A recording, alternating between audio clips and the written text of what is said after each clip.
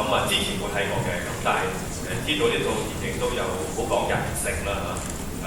又同今日香港嘅現況都好多講緊我哋嘅生活我哋面對嘅壓力家庭裏邊好貼地即係我諗喺其中可以揾到大家好多日常生活嘅嘢係嘛，買餸煮飯仔女嘅相處等等。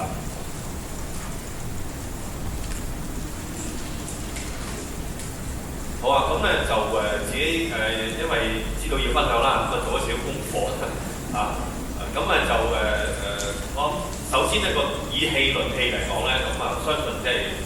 都係一出相當唔錯電影。咁但係咧可能因為太過沉重所以咧就冇呢個最佳電影即係香港電影節唔係最佳電影所以叫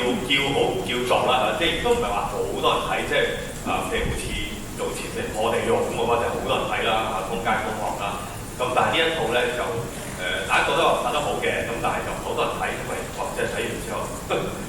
唔係咁好受咁可能呢個原因啦。咁不過咧即係演技咧就幾位演員都相當出色啦咁所以有最佳男主角最佳女配角最佳新人獎啦咁都有3個獎嘅我都係實至名歸即係大家睇咗之後哇真係好投入去，因為呢幾位演員戲咧就係即係以戲論戲真係唔錯嘅我覺得雖然有少少略為嫌佢長咗少少因為或者成2個鐘頭多咗好似但係佢個手法咧就係一方面佢想寫實，但係又唔想太過血腥即係雖然咧佢都有嗰啲即係有佢幾幕啦，咁睇落都幾驚見到咁但係佢唔係特別渲染反而咧我覺得佢用一種襯托嘅方式即係講翻以前事發以前一家人嘅相處啦，兩夫婦點樣認識啦，即係以至咧即係後來我哋一路因為裏邊有一份嘅，即係大家知道呢件事㗎嘛，咁於是咧就有個張力喺度就會睇到咧之後失去咗咁以前咧好多平淡嘅一家人食餐飯去下旅行咁乜嘢係嘛但係當你冇咗咧咁你話諗翻以前呢啲片段咧就非常咧嗰個落差嗰個對比就好大咁呢個電影咧就佢慢慢鋪陳翻出嚟咁同埋咧就即係時常留一個張力喺度，即係故事成功嘅地方就要留一個張力個張力就係點解咧？即係點解會有呢件事發生嘅咧？點解個仔會咁樣做嘅咧？咁呢個咧多少即係喺觀眾嘅心裏邊一路個電影一路睇咧，就即係好長時間特別前邊咧都一路跟住嘅，即係想有個答案就分享住呢個爸爸嘅嗰種嘅想揾答案嘅心啦。咁唔知大家有冇答案咧？可能到最後尾咧，亦都好似希望好似呢個爸爸咁樣，答案好重要關係先重要，大家嘅關係咁佢有呢個精神病係嘛係做出嘅嘢咧，因為我哋想揾答案咧，就想揾一個有解釋得到嘅合邏輯嘅答案咁但係佢係有病佢精神病咁冇即係唔合理㗎，係唔合邏輯㗎咁所以係揾唔到我哋想揾嘅答案好啦，咁呢個咧就係從嗰個電影呢個角度嚟睇講起精神病咧，我就亦都即係想睇一睇，即係呢個另一個角度就係社會性嘅角度社會性嘅，然後咧到即係一般人嘅角度睇下社會性嘅角度咧，即係其實香港咧就係一個現代化嘅社會啦，喺個大都會咧精神病咧係越嚟越普遍少少數據2023年網上揾到嘅最 update 嘅數據咧，2023年由6歲到17歲即係已經係小朋友啦即係6歲即係1年班啫嘛，到17歲即係中5啦中大做嘅調查咧就即係啲問卷問啲人啦，咁自己填翻嚟，你覺唔覺得只有精神病咧？竟然咧有1/4，好犀利喎嚇！嗱，所以可能佢以為自己係，但未必係。但係呢個數字真係好嚇死人。咁另外一個咧就係港大做嘅即係類近嘅。港大咧就由15歲，即係初中到24歲，啱出嚟做嘢做咗幾年嘅咁咯，15到24歲啊。咁佢又唔係問精神病，佢係問咧你有冇自殺嘅傾向，有冇諗過自殺？20%，1/5咁即係如果計翻條數呢度自己諗下。好咁1920年度2019到2020年喺政府即係嘅數字佢精神病求診嘅人有幾多咧？27萬香港27萬人每年過咗4年之後咧，即係2023年到2024年咧30萬。即係淨增長係3萬，但係你有啲人會離開嗰個即係唔使再接受食藥㗎嘛，咁所以係增長咗。咁呢個增長本身咧係再增長喎，即係話咧以前即係4年前咧每年大概有4萬個新症，即係扣除嗰啲唔需要再治療嘅，咁你咪4萬即係多咗但係咧4年之後咧係5萬人，咁所以咧呢個精神健康真係喺香港咧係。非常之或者越嚟越嚴重啦，又或者唔係淨係香港嘅，可能係其他大都市都係咁樣啦。人際關係越疏離啦。而另外一個咧，令我哋擔心就係過去5年咧，醫管局喺精神科嘅人手咧一啲都冇改善到，係一樣喎。咁呢個又唔奇怪，唔係話佢唔想而係咧，我諗大家都知道近年香港好多移民潮啦，係嘛？咁移民當中，如果係啲專業人士咧，係比較容易啲噶嘛咁所以覺得香港嘅即係特別呢一個咁專業嘅專科精神科嘅醫療人員咧係冇增加，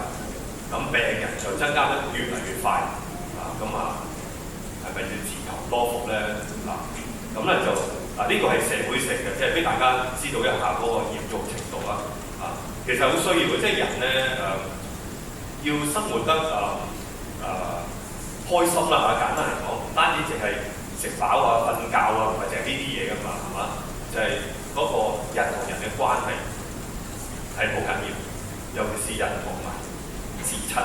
家人嘅關係，係咁多嘅關係當中咧最緊要啦，一家人嘅關係最緊要啦。好啦，咁講完咗社會性之後咧，我又想同大家分享下個人。頭先啱講嘅就係啲大城市嘅人際關係咧比較疏離係嘛咁呢套電影咧佢就係拍得出咧就係、因為佢真人真事㗎咁所以咧係將嗰個小市民即係大城市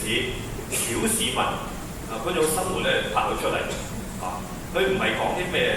政治咩國家唔係講呢啲就係講下日常生活咯少少咧，即係因為睇到咧，其實嗰啲家人咧，好似真係香港好普遍嘅家人一樣。冇錯，有一份大家都關心對方嘅，都愛對方嘅，但係咧為咗生計為咗糊口啦，或者為咗生活得好啲啦，你睇佢居住嘅地方咧，相信喺香港嚟講咧，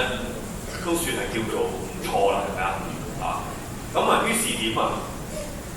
茶餐廳要24小時我都係睇呢個電影，我先知道要24小時茶餐廳即係喺我嘅概念中，我唔知有呢啲嘅咩？原來真係有好多添當然我哋唔知道咧因為我頭先偷睇下呢啲有問題就問咧精神病係先天也後天嘅咧咁樣係嘛？我又唔係醫生，真係唔可以答嘅係咪？不過我相信咧，可能兩者都有啲嘅可能即係譬如出世嘅時候，或者係個腦有少少嘅啲缺咗啲乜或者都有㗎咁所以而家嘅精神科咧，會開啲藥物就補充翻嗰啲嘅唔知係酵素咁樣即係幫你咧即係平衡翻啲咁樣咁呢個係先天可能有嘅但係後天咧睇呢套電影最少，我覺得即係我唔係專家再一次講，但我覺得係有啲蛛絲馬跡最少你睇到嗰兩兄妹咧，其實幾孤單嘅。個細妹唔係即係個包，佢做功課咧就要喺茶餐廳嗰度做功課，咁即係爸爸媽媽冇時間理佢哋啦。咁係啦，要24小時開住個檔，你點理仔女咧？咁於是佢咧就會養隻貓，就係中意貓咁呢個都講緊我哋今日香港咧越嚟越多人養貓養狗。我唔係講緊即係或者你都有養貓養狗但係其實呢度係講緊人性嘅需要。每個人都有啲感情咁你要係有啲聯繫咁冇人咁佢而求其次有貓有狗都好㗎即係，但係呢個都好咧，其實係因為冇咗人同人嘅關係係欠缺呢個關係啫嘛。咁你睇到啦，嗰個妹妹就係咁啦。咁個仔咧啱啱就係處喺一個所謂嘅暴風年齡㗎係嘛？即係初中咁10零歲，啱啱咧揾緊自己嘅身份自己嘅做法咁但係冇乜人同佢傾偈特別男仔啦，男仔又唔係咁容易表達自己啦，係嘛？通常咧男性都係咁㗎你諗下自己係話知㗎啦，係嘛？多數啲男人都係唔講嘢㗎，一講嘢就好緊要即係佢有少同阿爸講，咁阿媽又成日走咗去即係要幫檔咁佢話孤僻。佢自己諗嘢咯，尤其是上網打手機我哋都係咁係咪？有時你大家都諗埋係咪？有時候都係就捽下咁就捽咗個幾鐘就去咗，係咪睇咗好多嘢咧？睇咗好多嘢，但係冇睇嘢。問你睇咗乜嘢一樣都講唔到。呢個係即係其實咧已經有好多數據咧話俾我哋聽，太多呢啲嘅。即係屏幕嘅時間咧，係會阻礙人際關係咁你睇到頭先嗰個男仔咧，佢就係好多時候咁樣，就冇乜溝通。呢個冇乜溝通咧，亦都唔係淨係佢哋嘅錯喎。除咗話成個環境上文化之外咧，爸爸媽媽有一啲影響喺度。你睇到咧，媽媽同爸爸中間雖然係相愛嘅唔否認有關係好愛嘅，不過都有啲隔膜嘅。就喺個仔買唔買手機，然後個媽咧塞啲錢俾個仔，就唔俾個老豆知。話點解唔可以講嘅咧？咁你中間就即係感受到，咦有啲嘢唔妥啦，係嘛？即係亦都後來去問㗎嘛，你覺得你爸爸媽媽嘅關係點咁個仔講乜嘢？